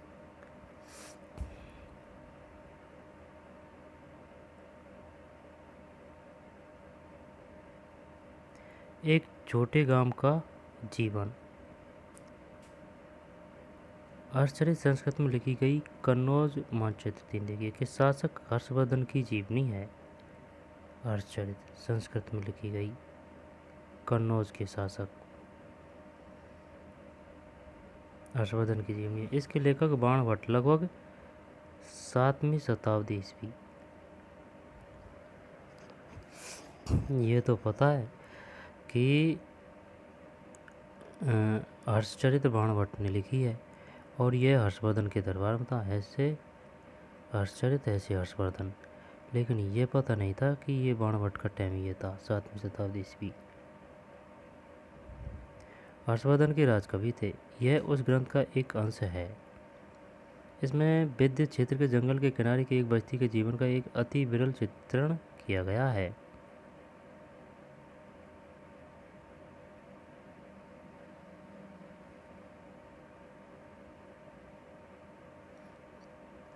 बस्ती के किनारे का अधिकांश क्षेत्र जंगल है। यहाँ धान की उपज वाली खलिहाल और उपजाऊ भूमि के हिस्सों को छोटे किसानों ने आपस में बांट लिया है। यहाँ के अधिकांश लोग कुदाल का प्रयोग करते हैं क्योंकि घास से भरी भूमि में हल चलाना मुश्किल है। ठीक। बहुत कम हिस्से साफ हैं, जो हैं भी उसकी काली मिट्टी काले लोहे जैसी सख्त है। यहाँ लोग पेड़ की छाल के गट्टर लेकर चलते हैं। फूलों से भरे अनगिनत बोरे, अलसी और सन भारी मात्रा में शहद, मोरपंख, मोम, लकड़ी और घास के बोझ लेकर आते जाते रहते हैं। ग्रामीण महिलाएं रास्ते में बसे गांवों में जाकर बेचने को तत्पर रहती है। उनके सिरों पर जंगल से एकत्र किए गए फलों की टोकरियां थी। इस अंश में वर्णित लोगों को व्यवसाय के आधार पर आप कैसे वर्गीकृत करेंगे? प्रभावती गुप्त और दंगुन गांव। प्रभावती गुप्त और दंगुन गांव। प्रभावती गुप्त ने अपने अभिलेख में यह कहा है। प्रभावती गुप्त कुटुंबियों, गांव के गृहस्थ और कृषक, ब्राह्मणों और दंगुन गांव के अन्य वासियों को आदेश देती है।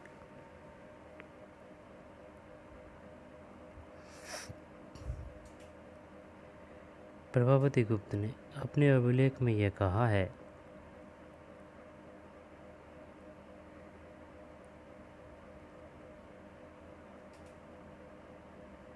प्रभावती गांव कुटुंबियों, गांव के गृहस्थ और कृषक, ब्राह्मणों और दंगुन गांव के निवासियों को आदेश देती है।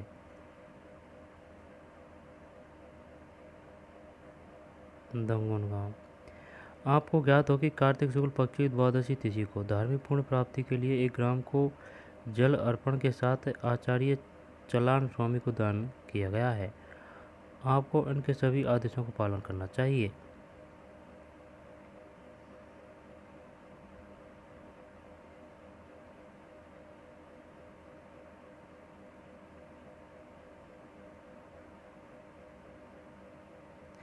एक अग्रहार के लिए उपयुक्त निम्नलिखित रियायतों का निर्देश भी देती हूँ। इस गांव में पुलिस या सैनिक प्रवेश नहीं करेंगे। दौरे पर आने वाले शासकीय अधिकारियों को यह गांव घास देने और आसन में प्रयुक्त होने वाले जानवरों की खाल और कोयला देने के दायित्व से मुक्त है। साथ ही वे मदिरा खरीदने और नमक हेतु खुदाई करने के राजसी अधिकारों को क्रियान्वित किए जाने से मुक्त है। इस गांव को खनिज पदार्थ और खदीर वृक्ष के उत्पाद देने से भी छूट है। फूल और दूध देने से भी छूट है। इस गांव का दान इसके भीतर की संपत्ति और बड़े छोटे सभी करों सहित किया गया है। इस गांव का दान इसके भीतर की संपत्ति बड़े छोटे सभी करों सहित किया गया है। इस राज्यादेश को 13वें राजवर्ष में लिखा गया और इसे चक्रदास ने उत्कीर्ण किया। 13वें राजवर्ष में लिखा गया और इसे चक्रदास ने उत्कीर्ण किया। इस गांव में कौन कौन सी फसलें पैदा की जाती थी? इसे चक्रदास ने उत्कीर्ण किया।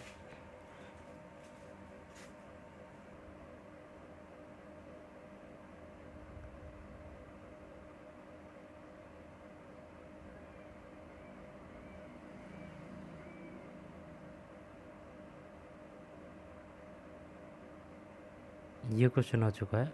अग्रहार। ब्राह्मणों को दी जाने वाली भूमि को क्या कहा जाता था? अग्रहार।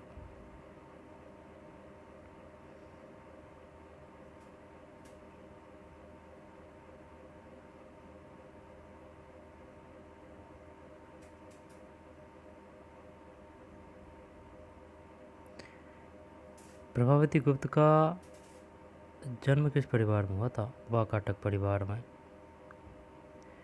चंद्रगुप्त द्वितीय की पुत्री थी। 375 से 415।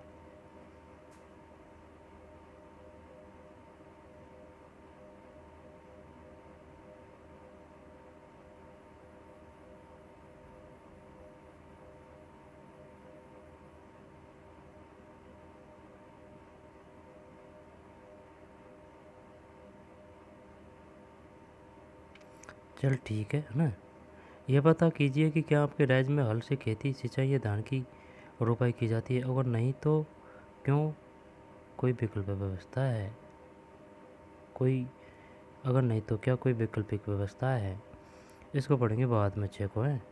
तो चलिए मिलते हैं नए वीडियो में। धन्यवाद।